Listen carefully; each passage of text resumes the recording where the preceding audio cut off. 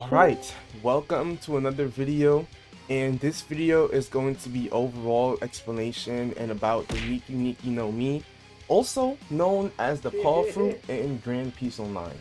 And this video is pretty much going to be an overall fruit review where I'm going to be explaining Paw for every type of instance of the game and how good it does in each of those said things. So we're going to be going from PvP to farming, tips that I have about the fruit, combos, etc.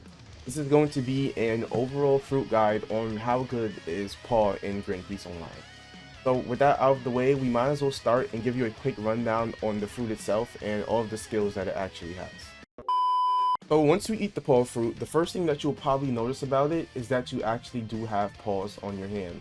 They kind of look nice, and it's also kind of weird because like if you're a fishman or a mink, it doesn't really go with your skin color, even still for like my avatar right now. But if you eat paw, you will gain paw on your hand, so it's pretty easy to notice if you have the fruit, and if you're in like arena or if you're farming or anything like that. But outside of that, the paw fruit has 7 moves, and we might as well start with the bottom one, which is going to be paw cannon. Now, paw cannon, it's actually a pretty simple move. It's just a cannon, and you create like a paw-shaped formation on your hand, and then you fire it off like a cannon. This move is also one of your guard breaks, and it is pretty quick and doesn't have that much of a long cooldown. Your next skill is going to be shock repel. This skill is a counter attack, and it kind of says inside the name, it's a shock repel. So pretty much, if you was to get hit with a damaging skill like light kick or fire fist, it would repel that damage back to them and they would eat the damage. And I'm pretty sure that this also cancels out the burn damage. So like if you was to be hit with a flame fist, and you would usually take burn damage from it, if you repel that, you don't take the burn damage and you repel how much damage the flame fist actually does itself. Next skill is Rendavis. Rendavis is kind of like a checkpoint marker for you. Pretty much, if you press T, you'll place down a little paw icon on the floor, and once you do that, the next time that you press T, you will literally teleport back to that icon. So it actually can be used multiple ways. Some people use it for trolling videos and stuff, and others use it so that you can just escape overpowered moves in arena or something like that. It's actually a pretty reliable skill. Your next skill is going to be Paw Bomb. This is also a guard break inside the Paw Fruit, and this one you can charge it up fully and it will do 2.5 times damage. And you can also just press Z regularly and it will also still do a decent amount of damage. But this is one of your guard breaks, and it's Paw Bomb. It's like a little AoE explosion depending on how much you charge it up, and it's also red, so I guess you can notice the difference between Paw Cannon and Paw Bomb. Your next skill is Paw Barrage, which is going to be a barrage of paw. It is literally a paw barrage. Like you literally just shoot out paws from your hand into like barrage, and you do about 21 hits for barrage if you manage to. And then leading on to the ultimate, which is going to be Ursa's Shock.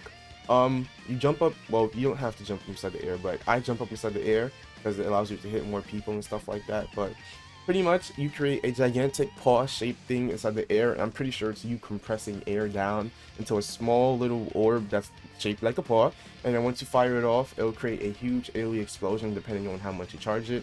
If you use it off rip like this, it's not going to look the biggest. And as you can see from the AoE, it's not even that big. Dummy was right over there and didn't hit it. But depending on how much you charge it, it will change drastically. A fully charged Ursa's Shock will most likely hit your opponent even if they're inside the air. It doesn't matter. A fully charged Ursa's Shock will go straight through Tech Eye, which is also a really nice thing to note. And another thing about the ultimate that some people might not know is that the ultimate does more damage the lower HP you are. So as you can see from the clip on the screen right now, I actually drowned myself a little bit just so I can lower my HP, and then I went up to the dummy and I used Ursa's Shock. And once you're lower on HP, Ursa's Shock actually does a lot more damage.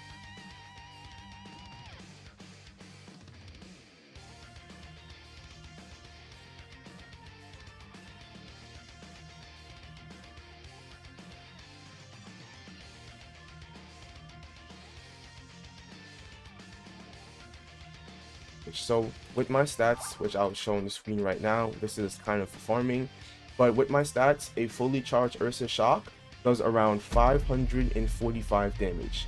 And then if you compare that to how much it does without being fully charged, which is 119, you can tell that that is a huge jump by around 400 something damage.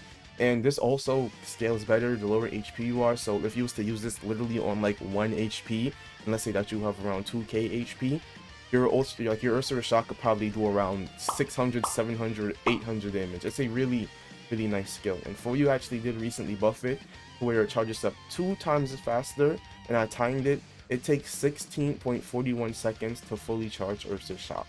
And I know that does definitely sound like a lot of time, but considering the huge AoE of Ursa's Shock, I can guarantee charging it up fully, you will most likely hit it. Another thing to note about the ultimate, so this is 3 things so far, is you do have reduced damage while using it.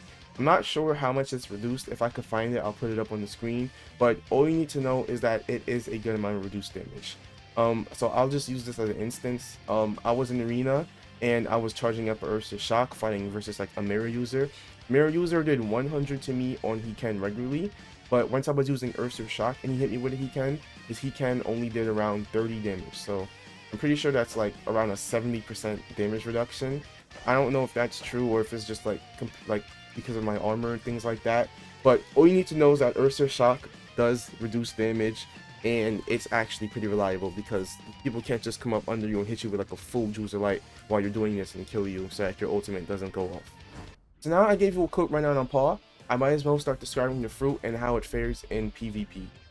So Paw in PvP, I'm going to say this off rip, I am definitely not the best Paw user out there. I've seen some crazy combos on YouTube from other YouTubers, smaller content creators, larger content creators.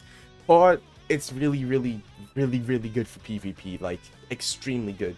So good to the point that when I was recording this video, I went into arena with 800 points and I almost won against a Zushi user who had like around 120 wins. Keep in mind arena just started, but he was using Zushi Trident around 120 wins and I almost won with like 800 into fruit, and this isn't even like my actual PvP. So you can get an actual idea on how crazy Paw is if I can go in there with farming stats and still do good in arena. Another thing to note about Paw for PvP is that you can combo extend off of majority of the moves. I'm pretty sure that you have 3 combo extenders with Paw. You can combo extend with Paw Cannon. If you do like an up tilt inside the air, I think it will like knock them backwards, or either that's Paw Bomb. And then once it knocks them backwards, if you're discracked at PvP, you can Q dash backwards and take out your sword and continue M1 comboing them off of that. Paw, it's really overpowered for PvP. I didn't even know myself that you could combo extend off of Paw Bomb and Paw Cannon. Another thing to note is that Paw Barrage is actually true off of an M1. So I'll show it to you here on this block dummy, but you can do 5 M1s into Paw Barrage and it would actually work. Alright, so here's the blocking dummy. I'm going to guard break it, and I'm also going to stick it away. And alright, I was kind of slow, but Paw Cannon, I'm trying to say not Paw Cannon, Paw Barrage is actually true off of 5 M1s. And another thing to note about Paw Barrage is that it is also true off of just doing a guard break. I've used it multiple times in arena, and another thing to note about Paw Barrage, so this is 3 things. It's actually a combo extender as well. So I'll show you right here. Let's say I guard break this NPC with Collier, and I start doing Paw Barrage. As long as I don't knock them too far away, as you can see, I can easily combo extend off of the guard break with I can easily combo extend off of Paw Barrage. So those are the 3 combo extenders for Paw. You can do Paw Cannon, Paw Bomb, Paw Barrage. It just depends on how skilled you are at PvP, and if you do take your time to learn this fruit, it actually will be pretty reliable and do really good in PvP. The last thing that I want to note about Paw for PvP is your ultimate attack. So your ult, I find that if you're on the smaller map, which is going to be like the indoor Coliseum, the one that's back from update 1, if you're on that map, you will hit your ultimate much more times, and I'm pretty sure that you know why, because it's a smaller arena. The map that I'm on right now, which is pretty much the Arc of Coliseum, if you have your ultimate on this map, you will most likely hit it, but I do suggest that you really only use your ultimate as like a finisher if they're limping. But if you use your ultimate while they're able to still, like, you know, run around, Geppo, and move free like how I'm doing right now, trust me, you're not going to hit it even if it's fully charged. I'm pretty sure that if you like use your 5 Geppos up into the air and they toss their ultimate, it won't hit you because you're too high up inside the air. Should I say it won't hit them? But yeah, use your ultimate only when they're limping. That's what I suggest, and it's actually a really nice kind of, it's actually really toxic as a finisher, because it's like you're just standing there charging up a huge paw while they're limping, and they know that they're gonna die because they won't be able to avoid it, and it does a lot of damage.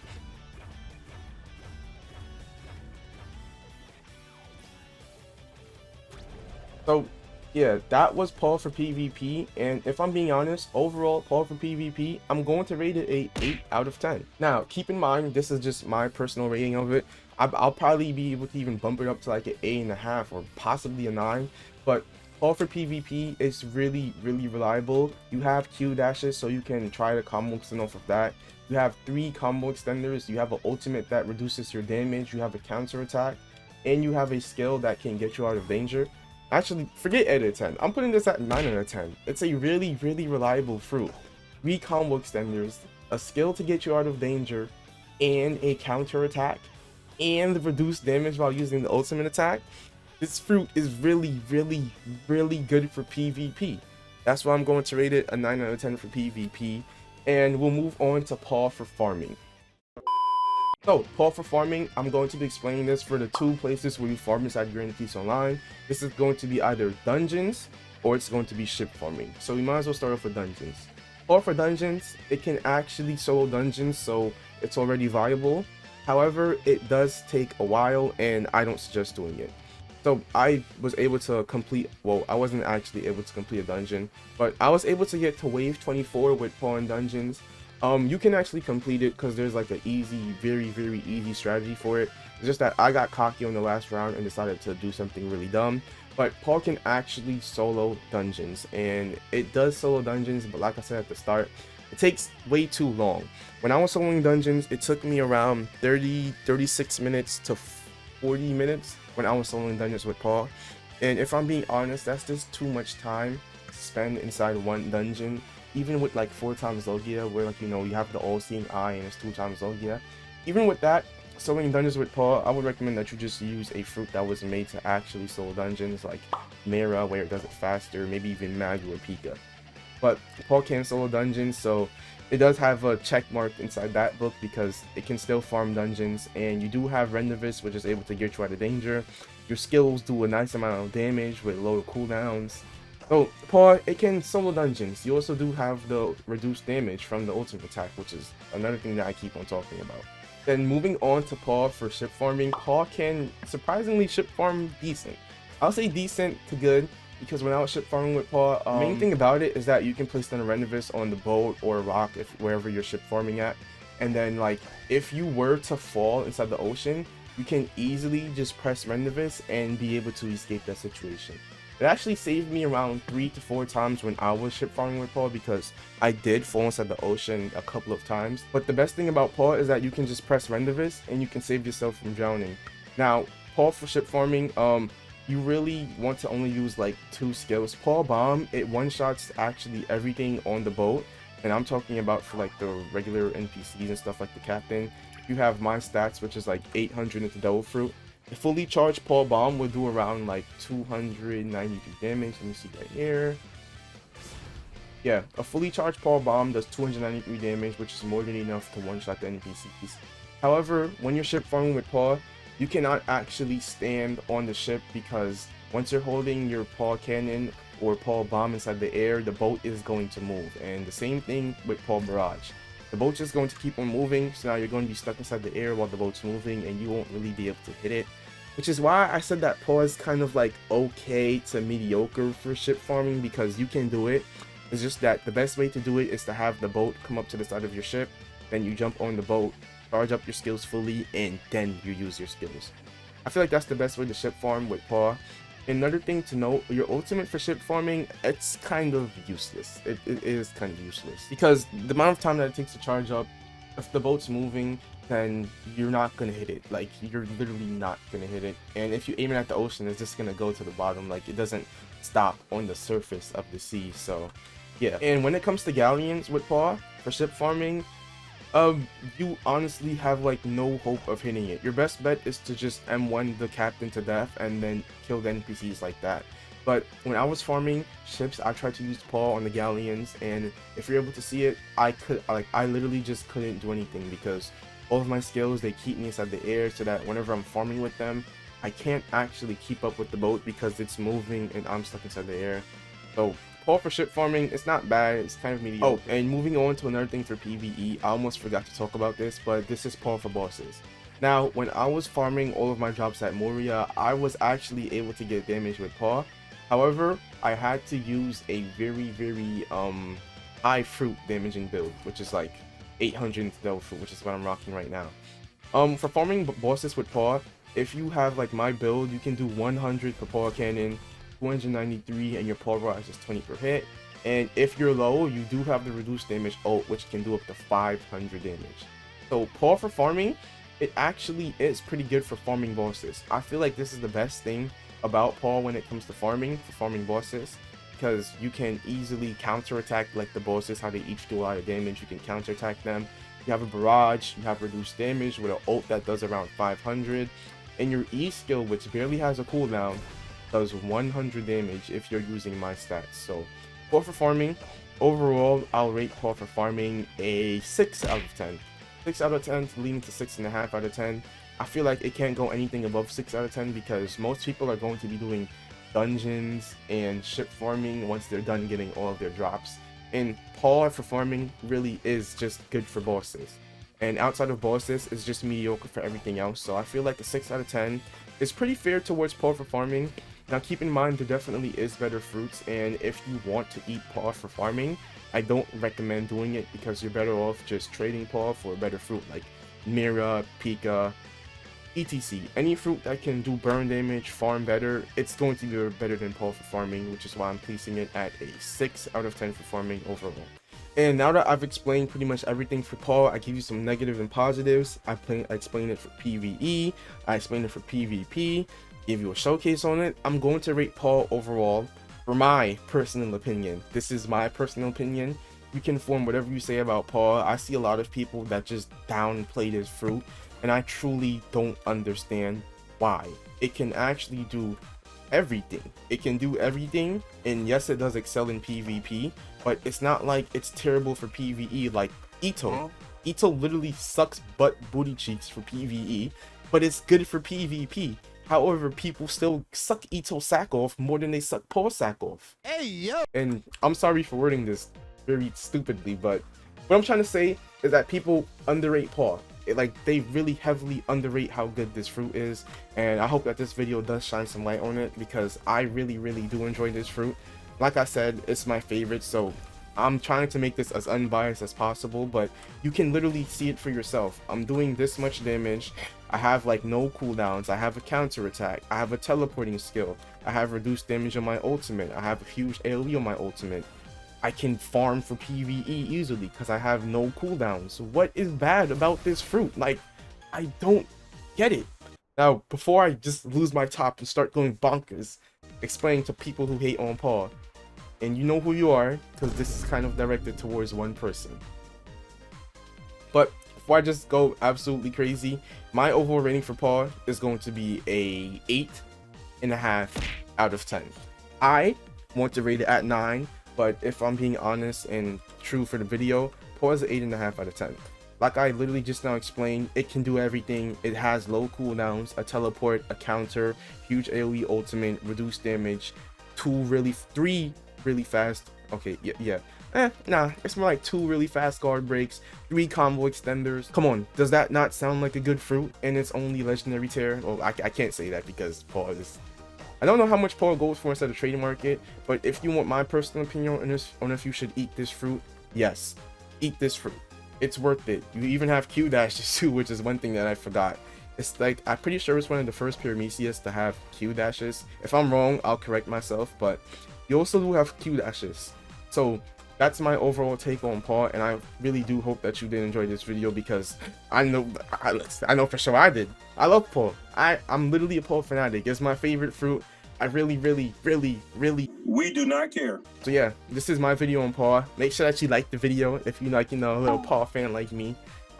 Pretty sure that I edited this pretty nice too, so I appreciate it if you're able to just, like, you know, like the video, boost the algorithm, help me get out there some more. I appreciate all the support too outside of that. Even leaving the comment, I read almost all comments, so I see what you're saying down there if you're talking trash too. But yeah, thanks for watching this paw video. Hopefully you did enjoy it, and eat paw, my favorite fruit. Favorite fruit.